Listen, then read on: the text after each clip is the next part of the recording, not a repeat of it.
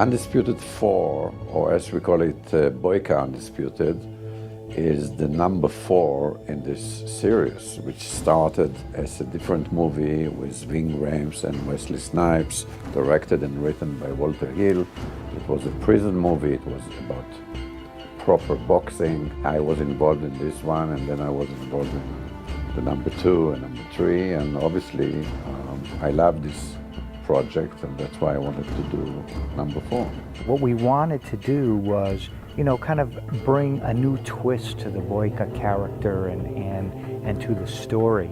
And that was one of the elements of the script that was just so amazing, because you still have this Boyka character that all us fans love, but this story is layered with a story about redemption and forgiveness, and Boyka goes into his character to a much deeper and darker place than he has ever gone before. And where we find him in this film, he's more religious than ever, I would say.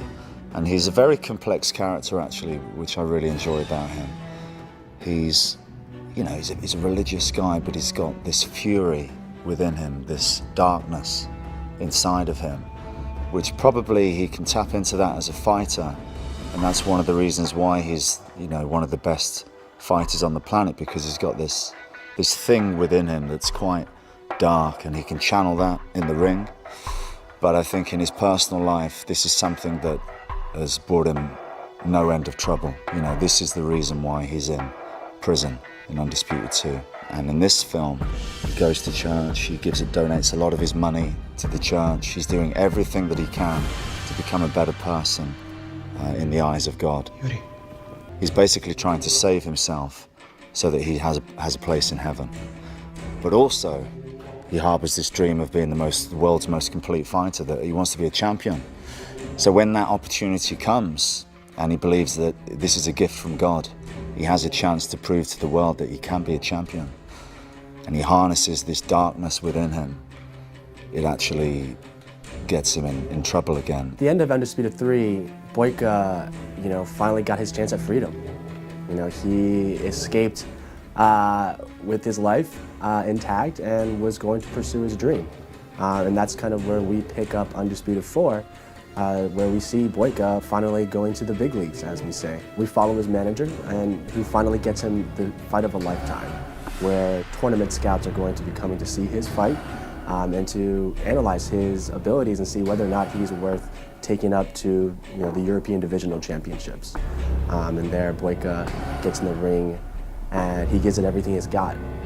But an unfortunate accident in the ring causes the death of the fighter across from him. And this sends Boyka spiraling down emotionally, looking for peace and comfort in his own mind. And the guilt of having killed somebody leads him on a mission to find the fighter's wife. I think what makes Undisputed 4 different than the other two is that the story is a little bit more wide open. You're not confined into a prison, into a cell.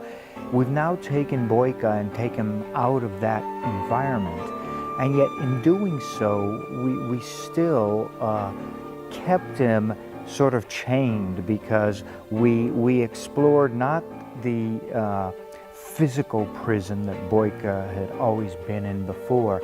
Now it's more about, the internal prison he has locked himself in. It's finding the balance of giving the audience what they expect from the previous films, but yet taking Boyka on a different journey, a place that we haven't seen him.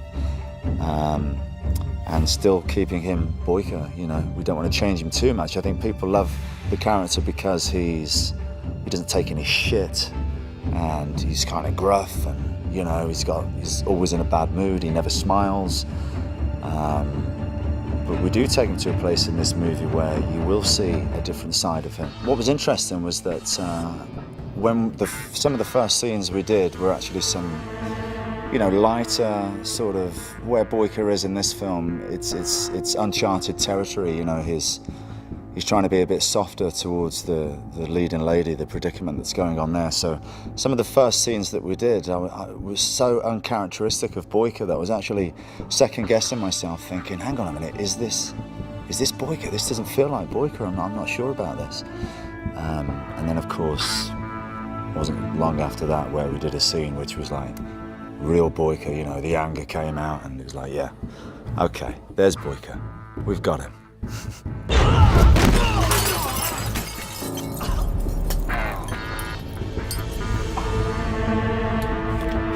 No, wait.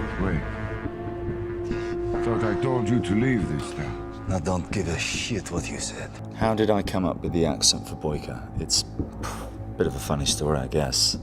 Everybody always asks me that question, and it was kind of easy, to be honest. I'm a big Sylvester Stallone fan, so obviously I've watched Rambo 3 quite a few times.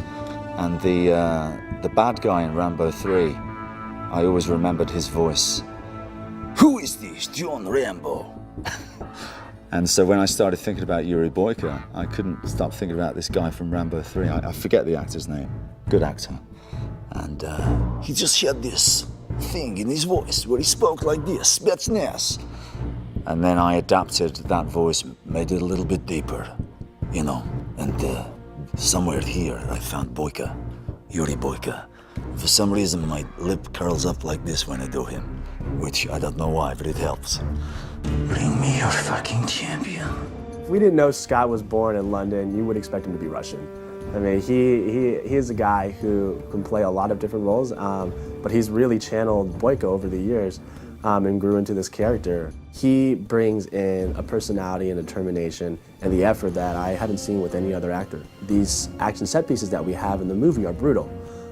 So a guy who spends tirelessly in the gym 24/7 training, and when he gets on set, I mean, he puts everything on the line. That's why our sequences look so unbelievable, because they're real. You know, the sweat that you see, the blood that you see, I mean, a lot of that is just Scott putting everything into every shot that he has. The action sequences excite me the most to shoot, but it's not an excitement of, oh, I can't wait to do that. I actually dread the action sequences because I know how much pressure I put on myself to not only done what I've done before, but to raise the bar. And when you've done things that people consider to be, I guess, you know, pretty high up there, raising the bar is not easy. You just got to get it into your head so that when they say action, you're not thinking, what's the next move? You're not thinking, it's happening. Because, you know, you do it so quickly that you can't actually think about it. It just has to be a reactive thing. So repetition, you just go over the fights again and again and again until it's natural, and that's martial arts. I've been a big fan of the Undisputed movies since I saw Undisputed 2. So what attracted me was Undisputed 2 and 3. I mean, I love those movies. And actually my dream project was to one day make a movie like Undisputed. It's easy to work with Scott Adkins, I mean, especially for the fights. You need to find something in the story that makes each fight unique. For example, the fight with Victor, the husband that Boyka accidentally kills. That fight needed to have a bit more of a drama in it. I mean, you wanted to feel, for example, Victor, you wanted to feel that he's a nice guy, he's more like a sport guy. And Boyka is also a sport guy, but he's more like in this fight he's more the evil guy, like he just wants to get to his goal, you know. Obviously Victor also wants it, but Boyka wants it more, and he don't really care what happens, he just go for it. When you see the end product, when you see the fight scenes edited together, and that's the most exciting part. That's when you realize, yes, it was worth it. All the pain was worth it. I really hope that people can go out and legitimately buy the film and pay for it, and not download it and not pirate it, because at the end of the day, it's a small film. So if you enjoy films like this, and I know that many of you do because I hear it every day, please, please, please find a way to legitimately buy the movie through legitimate means, so that the film makes money and we can make another one and another one after that, and maybe even with a bigger budget, and give you guys more of what you clearly love to see.